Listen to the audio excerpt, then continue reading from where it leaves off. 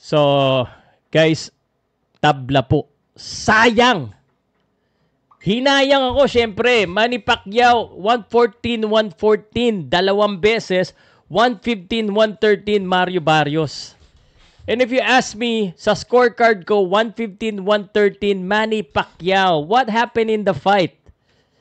First of all, I just want to say, although this is like an emotional win for some because, man, ang daming nagkamali sa tingin kay Manny Pacquiao.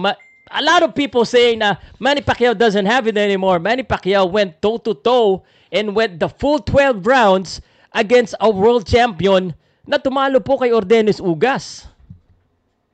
So Manny Pacquiao still got it at 46 years old. So stop the crap na saying na hindi kakayanin ni Manny Pacquiao. We've seen he has the stamina, he has what it takes to go toe-to-toe. Now, again, disclosure, Manny Pacquiao is not the same.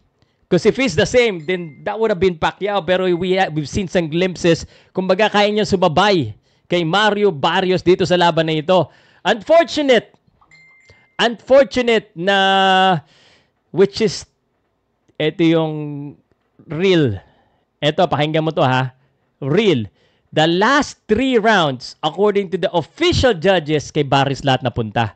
Ibig sabihin talagang medyo may kulang na rin kay Manny sa bandang dulo kasi kung yung sabi ni Coach Buboy, banata mo na, ibigay mo na lahat pero hindi rin masyado bumindaw si Manny Pacquiao. Siyempre, nag-iingat. Siyempre, baka rin matsambahan pa siya. I thought we won eh. So I would understand kung gano'n yung mindset ni Manny Pacquiao na baka lamang na pero like what I said, it could go either way. At sa mga nagtatanong kung kanino papaboran, walang pinaboran ng mga judges. At least yung dalawa sa kanila. But Manny Pacquiao, good timing, good stamina, can absorb fight. There's really nothing more to ask for. Maybe ang maganda na lang i-ask is sana nagdagdag siya ng isang round na panalo because that would have made the difference. That would have broke history. Of course, we broke history for having the most fight in MGM Grand at 16 fight. And the crowd was there. I mean, halos parang may iyak ng konti si Manny Pacquiao. Manny Pacquiao said after the fight, in-interview siya, 2 buwan lang, kulang daw yung 2 buwan na training dahil nga tumakbo siya. No? 2 buwan lang siya nag-training dito. So, parang kulang. Now, I do not know kung magkakalaban pa because expected na usapan na agad may Tank Davis, may Conor Benn, but that didn't happen. Now, usap-usapan sigurado ngayon na pag-uusapan ang rematch. Mario Barrios, great jab. Hindi natin pwede tanggalin, great jab. I mean, the jab, no? Pero si Mario Barrios put too much respect din. No? Hindi masyado pumapasok. He let Manny Pacquiao control the face, which is the right thing to do for Manny Pacquiao. Hindi nagka-cramps, at least from sa ano po, no, sa nakita natin, parang okay naman si Manny Pacquiao doon sa laban. So, sa tingin ko talaga, hinayang ako, draw. Talo na sa pusta, manalo matalo-talo kasi draw. Hindi pa tayo nanalo. It would have been history from now. I feel, hindi ko alam and let me know how you feel about this. Hindi ko alam kung ang nararamdaman ko ngayon parang sabi ko nung una, ayoko na lumaban si Manny Pacquiao. Parang gusto ko talaga bitin ako. Bitin dahil feeling ko kaya pa ni Manny Pacquiao eh. Hindi killer instinct ang nawala. Yung nagko-comment dyan, hindi killer instinct. Talaga lang, syempre may pagod na rin.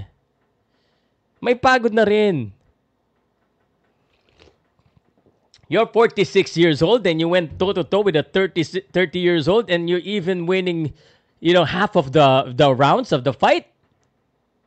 Come on. Hindi killer instinct yan. I think he has that. He's been trying. Pero syempre, siguro hindi na ganun kalakas ang suntok. Hindi na ganun kabilis. What else would you ask for kay Manny Pacquiao? I don't know. I mean, it's a bittersweet moment ngayon.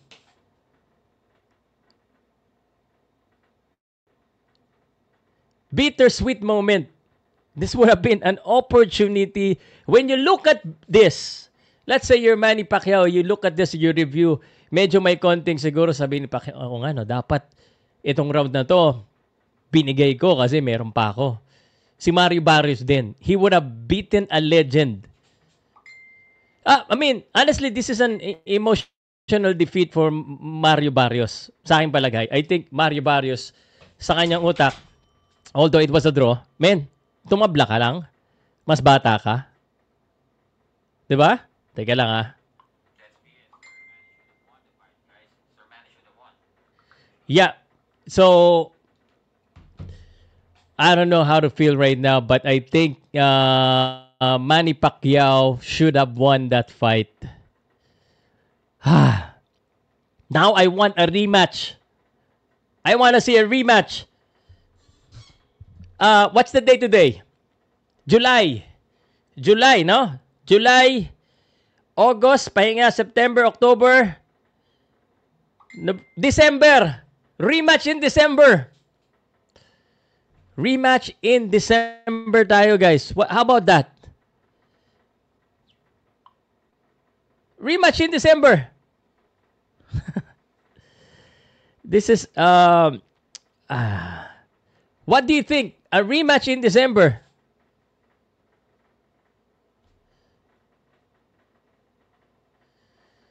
I think lang if you ask me, kaya pa ni Pacquiao.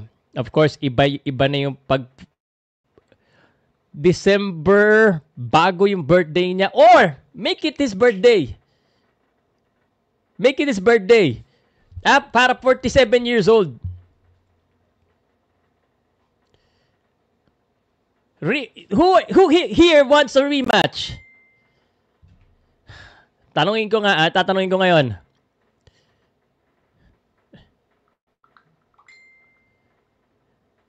Rematch ba pwede? May ano ako dito I know.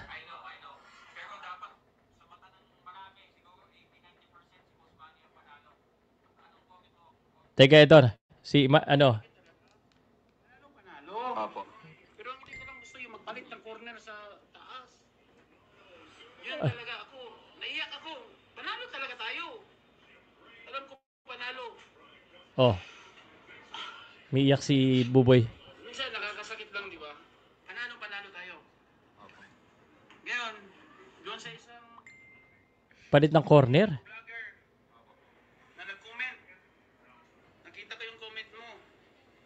Di ba sabi mo, pag dumating na si Pacquiao sa 5 round o pataas, di ba? Didilat ng dila niya. O ngayon, pinatunayan niya ang laban. 12 rounds. Oo. Siya pa yung nag-comment. Tapos sabi mo, dapat tanggalan ng lisensya si Manny Pacquiao, 46 years old na. Sino nagsabi no? Sino vlogger yun? Nagbabayad ka ba ng tax sa Pilipinas? Para mag-comment ka ng ganyan? Sino kaya to? Madali ang lumaban sa ibabaw ng boxing. Sino to sinasabi niyan? Pilipino sinusuportahan mo. Hindi yung kapwa mong Pilipino, dinidiin mo. Sino yung vlogger na yan? Nadidilat. Pilipino naman natin na nagbinta sa mga dayuhan eh. Pero ikaw, vlogger ka, maniwala ka sa akin. Pag nakita kita, sampalin kita. Oh shoot, sino yun? Thank you, Coach Boy. Sino yun? Guys, panawagin nyo na lang. Tapos after that interview, may paper lang si Coach Boy. May bibigyan tayo. Sana mag-unite tayo. Sino yung vlogger na yan? May sinabi daw na masasakit kay Boss Manny. Vlogger daw yata yun. Yung interview kay Ted Pailon. So, i-check ko mamaya kasi hindi ko napanood. Sino yung vlogger na yan? Pucha. Anyway, Pacquiao should have won. Pacquiao should have won that.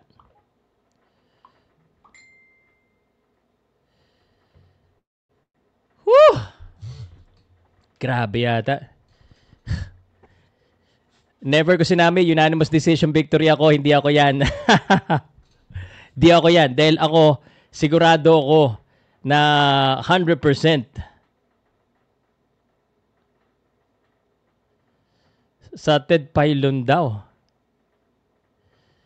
Sa Ted Pailon. Sino yun? Teka, hanapin nga natin. Anyway guys, sobrang dami nangyari. Ang tanong ko lang, gusto niyo ba makita si Manny Pacquiao? We'll have a lot more to talk on this one.